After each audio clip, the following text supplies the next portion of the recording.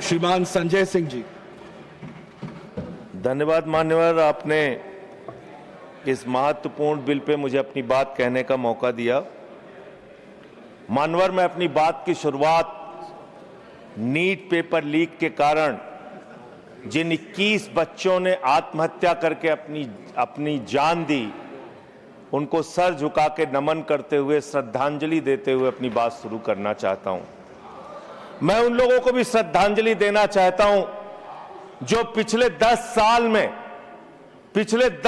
में 1,23,000 छात्रों ने सुसाइड किया, आत्महत्या किया, और 2,000 छात्र हर साल सिर्फ पेपर लीक के कारण आत्महत्या की जिन्होंने।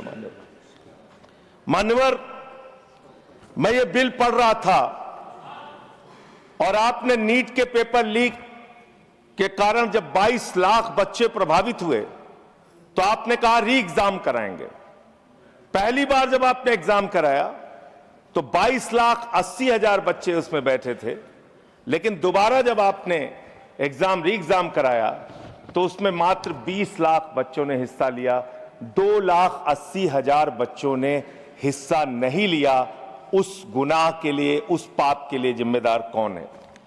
दूसरी बात मान्यवर, यह बिल देख के मुझे लगता है कि सरकार खुद स्वीकार कर रही है कि देखो भाई, पेपर लीक तो होगा, पेपर लीक हम नहीं रोक पाएंगे, पेपर लीक होगा।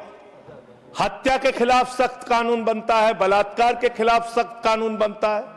तो कोई हत्या का अपराधी होता है, बलात्कार का अपराधी होता है जिसको सजा मिलती है। पेपर कराने की जिम्मेदारी तो सरकार की है मान्यवर, पेपर कराने की जिम्मेदारी तो सरकार की है। आपको अपने ऊपर कॉन्फिडेंस ही नहीं है कि आप ऐसा पेपर कराएंगे जिसमें पेपर लीक ना हो। यह आपको कॉन्फिडेंस नहीं, इसलिए आप ये कानून लेके आए। कानून में लिखा क्या है? इस कानून में आप लिख रहे हैं 2 महीने में इन्वेस्टिगेशन पूरी हो जाएगी, 3 महीने में ट्रायल खत्म हो जाएगा। 2 महीने में इन्वेस्टिगेशन पूरी हो जाएगी, 3 महीने में ट्रायल खत्म हो जाएगा। कितने कोर्ट हैं आपके पास? पूरे देश में कितने जजेस हैं आपके पास? फास्ट ट्रैक कोर्ट की असलियत मान्यवर पता है आपको? 2.5 lakh cases fast track court के अंदर पेंडिंग पड़े हुए हैं। यह आपकी हकीकत है।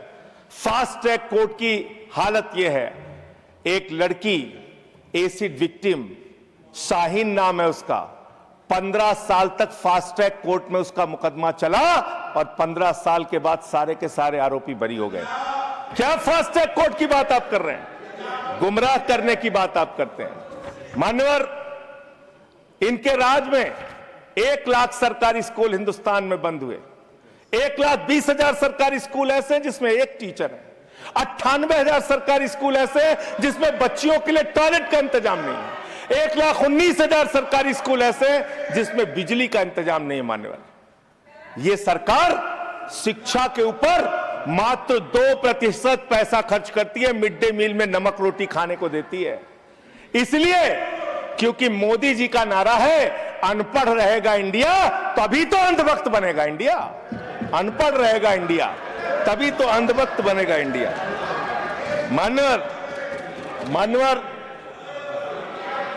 इस सरकार ने कोयला चुराया, गैस चुराया, बिजली चुराई, पानी चुराई, शिक्षा चुराया, स्कूल चुराया, अस्पताल चुराया, पेपर चुराया। हम लोगों ने सोचा अब क्या चुराएंगे? बोले हम चंदा भी चुराएंगे, राम का चंदा भी चुराएंगे। पेपर चोरी से लेके चंदा चोरी तक सारे चोरी के गुनाह में तुम लोग शामिल हो। मान्यवर, किसान आंदोलन करता है तो खालिस्तानी हो जाता है। किसान आंदोलन करता है तो खालिस्तानी हो जाता है। मुसलमान आंदोलन करता है तो पाकिस्तानी हो जाता है। नौजवान आंदोलन करता है तो चाइनिस्तानी हो जाता है। लेकिन मैं इस सरकार के बारे में कहना चाहता हूं, जो लोग AK-47 चलाते हैं, छात्रों के सर पे लाठियां चलाते हैं, आंसू गैस के गोले छोड़ते हैं, वो सरकार आतंकवादियों जैसा आचरण कर रही है, आतंकवादियों जैसा व्यवहार कर रही है। मैं ये कहना चाहता हूं। मान्यवर, प्लीज कंक्लूड, प्लीज। मान्यवर, मैं आपके माध्यम से इनको एक सुझाव देना चाहता हूं। इनकी एक सांसद ने वहां पर गई हुई नौजवान, खत्म कर रहा हूं सर, सबको ऊपर आपने 1-2 मिनट मुझे भी दे दीजिए, टाइम खत्म हो रहा है, बोलिए बोलिए सर, अभी तो 3 मिनट बाकी है सर, बोलिए सर। छात्र जो गए वहां आंदोलन करने, उनको बर्बरता पूर्वक मारा गया, लाठियों से पीटा गया सर, उनके सर फोड़ दिए गए, उनके ऊपर आंसू गैस के गोले छोड़े गए, वो चीखते रहे, चिल्लाते रहे, 500 छात्रों को घायल किया। और बिहार के अंदर इन लोगों ने AK-47 चलाया सर। वो आतंकवादी हैं हमारे छात्र, वो हमारे घरों के बच्चे आतंकवादी हैं सर, जिनके ऊपर आपने गोलियां चलाई। और तो और इनकी एक सांसद है मान्यवर, उन्होंने किसान आंदोलन में किसानों को गालियां दी, नौजवानों के आंदोलन में नौजवानों के लिए इतनी भद्दी टिप्पणी की मान्यवर, इस सदन के अंदर मैं कह नहीं सकता मान्यवर। हमारी बच्चियों को यह कहा गया, उनके चरित्र के ऊपर सवाल उठाया गया। मैं निवेदन करना चाहता हूं JP नड्डा जी से, समझाइए अपने उस सांसद को।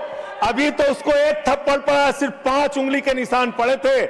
ऐसी बात करोगे, गटर जेनजी को गटर कहोगे, जेनजी को गटर करोगे, तो तुम्हारी सरकार को इस देश का नौजवान, इस देश का जेनजी पकड़ के गटर में डालने का काम करेगा। इसलिए तुम्हारी सरकार को मान्यवर, इसलिए मैं आपसे निवेदन करना चाहता हूं, नौजवानों को गटर जेनजी मत बोलो, तुम्हारी सरकार को उठा के वो गटर में डालने का काम करेंगे मान्यवर। इसमें ऐसे प्रावधान आप लेके आए हैं। माननीय संजय जी, मैं बस खत्म कर रहा हूं। अकेले स्पीकर हैं आप? हाँ, अकेले हैं। अकेले। सर, मैं ये सोच रहा था कि ये सरकार ऐसा कानून लेके आए, अकेले रहेंगे तब भी तुम्हारे खिलाफ लड़ेंगे, याद रखना। माननीय संजय जी, अकेले रहेंगे तब भी तुम्हारे खिलाफ लड़ेंगे। ये दादागिरी कहीं और दिखाना। बैठ जाओ, चंदा चोरी करते हो तुम लोग। माननीय तरुण जी, माननीय Sanjay ji, address the chair, chair को एड्रेस करें, एड्रेस द चेयर। माननीय संजय जी, मैं सीरियल कर रहा हूं सर, अरे नहीं, एड्रेस द चेयर। माननीय तरुण जी, पेपर चोर, प्लीज सर, मैं सोच रहा था संजय जी, अंतिम में एक बात माननीय तरुण जी, पेपर चोर, प्लीज, अकेला रहूंगा तो रहूंगा तुमसे, किसी गलत फहमी में मत पड़ना। संजय जी, समय जा रहा है आपका, समय जा रहा है। हाँ, खत्म एड्रेस करिए सर, एड्रेस द चेयर। मान्यवर, मैं सोच रहा था कि आखिर ये सरकार ये पेपर चोरों के खिलाफ कार्रवाई क्यों नहीं करती।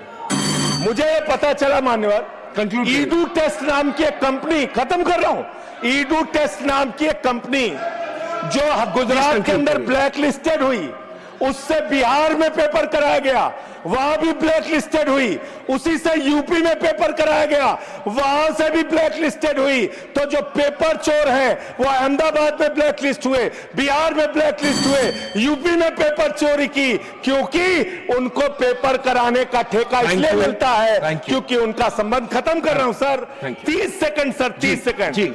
उस ईडू टेस्ट कंपनी का पेपर चोर का संबंध देश के प्रधानमंत्री और कई राज्यों के मुख्यमंत्री से है। थैंक यू मुख्यमंत्री से है सर, मुख्यमंत्री से है, प्लीज फोटो सर, खत्म कर रहा हूं, धमकी मत दिलवाइए सर, कंक्लूड करिए। चोर हमको धमकी दे रहे हैं, ये चंदा चोर हमको धमकी दे रहे हैं। Anything unparliamentary will not go on record, anything unparliamentary will not go on record. Please conclude करिए।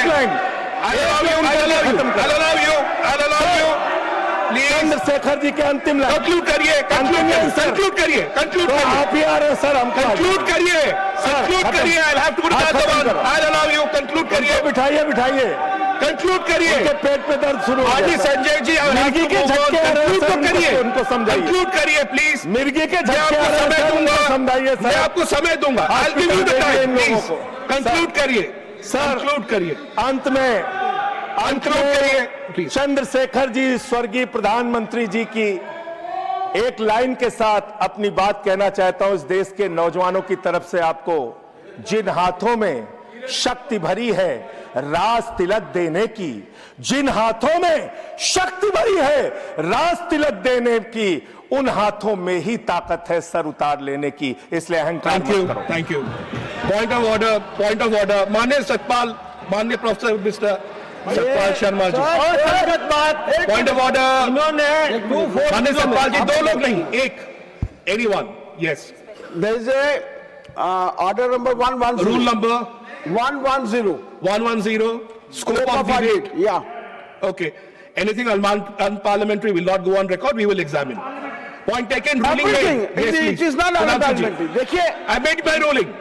सुधांशु जी, माननीय सुधांशु जी, इन्होंने माननीय प्रधानमंत्री जी का नाम लिया है इस ढंग से, तो ही हैज टू ऑथेंटिकेट। किस बेस पे इन्होंने कहा कि अगर प्रधानमंत्री जी आपने का ऐसा उससे कहा, कोई you संबंध? may authenticate it. जी जी जी प्लीज चेयर से ऑर्डर कीजिए। जी जी, ऑथेंटिकेट करिएगा। हाँ, मैं ऑथेंटिकेट करूंगा। Sure. Thank you. Thank you, everyone, to your places. Everyone to your places. My ruling is very clear. I've heard the point of order. Anything will be examined. Anything which is not in accordance of rules will not be there. Point made. We'll move on. Professor Manoj Kumar Jha, please.